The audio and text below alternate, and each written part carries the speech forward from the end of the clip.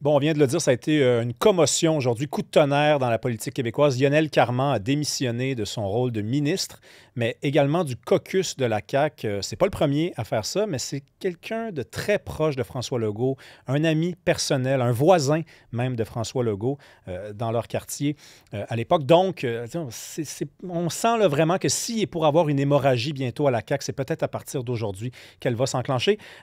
On va en parler avec Yuri Chassin. Yuri Chassin a été l'un des premiers députés de la CAQ à devenir indépendant. Bonsoir, M. Chassin, Bonsoir. député indépendant de Saint-Jérôme. Euh, Jusqu'à quel point, puisque vous les avez fréquentés, vous continuez de les apercevoir à l'Assemblée nationale, jusqu'à quel point Lionel Carman est proche de François Legault dans la vie personnelle? Ben justement, c'est en fait particulièrement dans la vie personnelle, puis on le voyait dans les propos du premier ministre là, qui était à l'évidence ému. Oui. C'était son voisin. Ses enfants et les enfants de Lionel se sont côtoyés pendant l'adolescence. Donc, ça tissait évidemment des liens.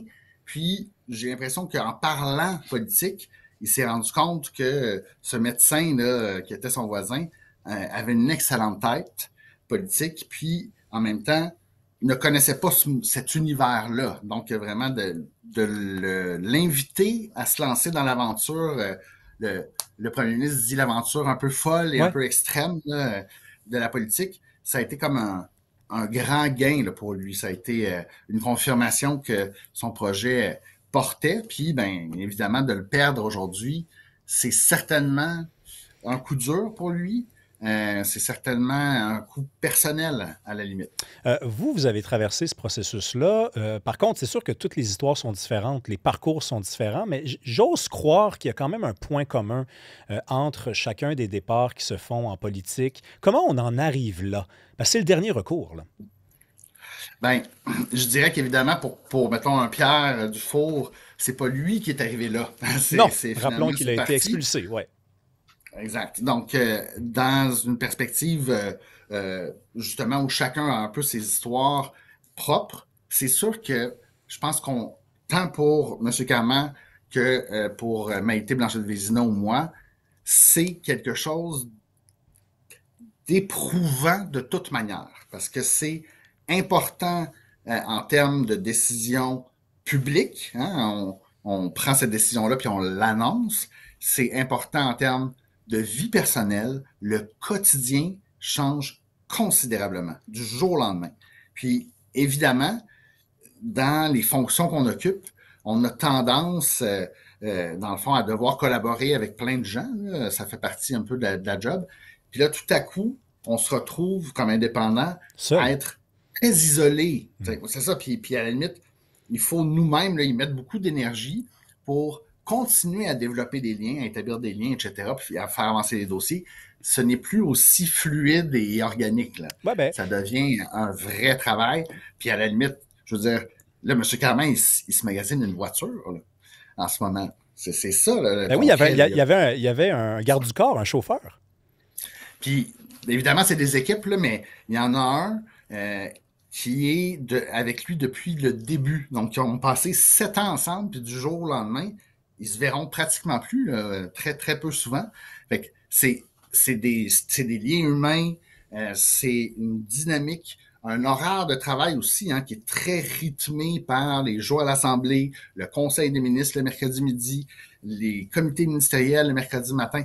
Tout ça est très, très, très orchestré.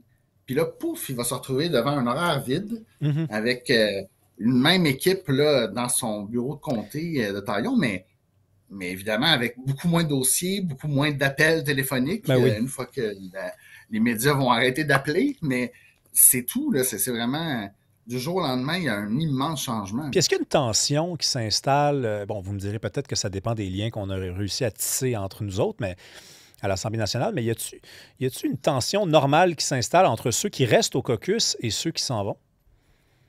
Alors évidemment, dans un cas, je me rappelle que c'est Marie-Claude Nichols qui m'avait fait un petit commentaire, mais elle Petite m'avait dit c'est formation, là. remarquable. Une formation. Ben, alors Marie-Claude, c'est ça, mais Marie-Claude était un peu ma mentor là, comme Elle indépendante, avait quitté le mais caucus elle du m'avait Parti dit libéral. c'est remarquable, c'est ça, c'est remarquable de voir comment tes anciens collègues sont venus vers toi te serrer la main après ton départ. Parce que c'était quand même une critique là, de mon parti quand je suis parti. Et donc, elle avait trouvé ça notable. Fait que c'est sûr que parfois, je pense que Lionel, lui, le fait avec, disons, concertation là, avec le premier ministre, etc. Il en était sans doute rendu à un point où c'était une question, puis on parlait de sa famille, mais c'était une question tellement importante pour lui que c'était presque rendu inévitable. Ouais. Puis dans ce cas-là, que le premier ministre soit à côté de lui, parce que ça, de mémoire, là, j'ai jamais vu ça. C'est le chef du gouvernement, puis le chef du parti politique qui est là, à côté de celui qui s'en va. Ça veut dire Accolade, sans doute que, accolade, c'est ça, sans hommage. doute que M. Legault a essayé de le retenir, là. Il lui a dit, écoute, pense-y bien, puis il y a d'autres combats qu'on peut faire, tout ça. Mais clairement, rendu à un point comme celui-là, il y a à la limite, je pense, euh, un point de non-retour évident là, que pour M. Carman, c'était clair, clair, clair. Euh, Alors évidemment, après ça, ben, on verra qu'est-ce qui en suivra, mais je pense qu'il va rester avec beaucoup de liens au sein du gouvernement parce que tout le monde, je pense, vont voir et apprécier qu'il l'a fait dans les règles de l'art. vous, vous êtes resté député. Lionel Carman reste député. Maïté Blanchette-Vézina est resté député. Pierre Dufour est resté député. Coudonc, est-ce qu'il commence à y avoir une tendance, et on va tous la saluer si c'est le cas, vers des députés qui quittent, mais qui ne quittent pas la vie politique, qui honorent Ouais. leur mandat auprès de leurs concitoyens?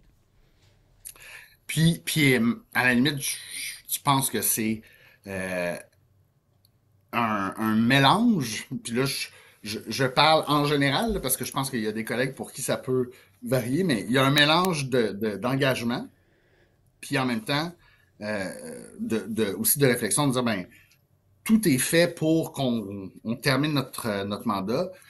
On a des interdits, hein, une fois qu'on fait de la politique, puis on sort du monde politique. Mhm. On peut pas faire n'importe quoi. On peut pas aller, par exemple, faire du lobbyisme du jour au lendemain. On peut pas. Donc, en compensation, on a une espèce de prime de transition qui n'est accessible que si on termine le mandat jusqu'à la prochaine élection. Fait que moi, je pense qu'il y a à la fois des raisons administratives, puis à la fois, effectivement, un vrai désir de service public. OK, parlons, parce que vous avez quitté le caucus de la CAQ parce qu'on vous avait un petit peu induit en erreur. Ça, c'est une façon de le présenter les choses. On pourrait même dire menti, c'est-à-dire on vous avait dit c'est un parti de centre-droit, il va y avoir des réformes de centre-droit. Puis là, après des années passées à la CAQ, vous observiez que ça ne se passait pas. Vous avez claqué la porte, vous êtes parti. Aujourd'hui, dépôt du projet de loi sur la transparence syndicale par le ministre du Travail, Jean Boulet. Ça vous disait-tu quelque chose, ça, cette idée-là? C'est étonnant, hein, comment tout à coup il y a un projet intéressant qui, moi, me parle beaucoup. Ah Je oui, dirais pas que c'est de la musique à mes oreilles, mais presque. un petit peu quand même. Parce que, puis dans la dernière discussion que j'ai eue avec le premier ministre avant de claquer la porte puis sortir du caucus, on en a beaucoup parlé. Puis ça, c'est lui qui l'a dit d'ailleurs. C'est pas moi qui brisais notre confidentialité de notre dernier échange. Mais c'est vrai, donc on en a effectivement beaucoup parlé. Puis sa réaction à mon départ a été de dire, ben, écoutez, c'est un de ses dadas, Yuri, il a essayé de me convaincre d'adopter des mesures pour la transparence syndicale, puis Ouais. revoir le modèle syndical. Puis je lui ai dit que c'était pas dans mes priorités. Ben, un an plus tard, il en a fait mention dans le discours d'ouverture, puis le ministre du Travail dépose effectivement un projet de loi qui est bon, hein, qui va dans la bonne direction, Ouais, qui vous va pas trouvez que assez ça. loin à mon goût. OK, où est-ce qu'il devrait aller et où il ne va pas? Alors, par exemple, puis moi, je trouve ça remarquable, dans le projet de loi, il précise que ça va prendre un vote à scrutin secret pour les cotisations syndicales quand on veut, par exemple, augmenter les cotisations syndicales. Donc, effectivement, hein, le pouvoir du syndicat, c'est ce qu'on appelle la formule RAND. Le pouvoir, c'est de dire, ben, voici la cotisation que je demande à l'employeur de prélever sur les chèques de paye et de me remettre directement. Donc, c'est pas les membres du syndicat qui vont porter l'argent au syndicat. Là. C'est l'employeur qui le prélève et qui le verse à l'association de travailleurs. Ça, c'est un énorme pouvoir. Puis pour que ça soit augmenté ou varié, dans le fond, il faut que maintenant que ce soit un vote à scrutin secret. Et c'est important, ça. C'est pas un vote à main levée Non, en non, non, Assemblée non, non. générale, Non, puis non. on est devant tout le monde, puis on y va avec la gang, parce que, tu sais, non, non, Mais c'est ça, vous vraiment un saluez scrutin ça. secret en Ça, son vous âme et saluez ça. conscience. Je salue ça. Ce qui est étonnant, c'est que le vote le plus important de la vie d'un syndicat, l'accréditation syndicale, ça, c'est toujours pas à scrutin secret. Oui, mais M. C'est Chassin, étonnant aussi. ça aurait été. C'est parce que là, la CAQ devait mettre un petit peu d'eau dans son vin quand même. Là. Je pense que vous avez compris que c'est un peu. Les syndicats menacent de C'est-à-dire? sortir dans. Ben non, mais c'est-à-dire que la réforme en soi, les syndicats s'y opposent en bloc, mais aller Ah, mais jusque-là. ben, ça pose à tout de toute manière.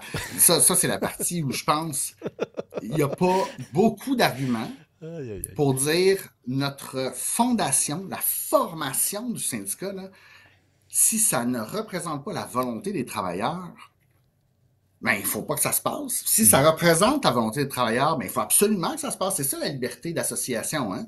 Ben, moi, je veux que la volonté des travailleurs soit prise en compte. Puis personne ne m'a jamais offert aucun argument En effet. contre ça. Un vote à scrutin secret, c'est la façon de faire pour les élections provinciales, fédérales, municipales. En voulez-vous, en voilà. Ben, pourquoi pas les syndicats? Moi, ça, c'est la partie où le ministre ne va pas et il ne m'a jamais expliqué pourquoi encore. Merci beaucoup, Yuri Chassin, d'être venu nous parler ce soir. Merci à vous.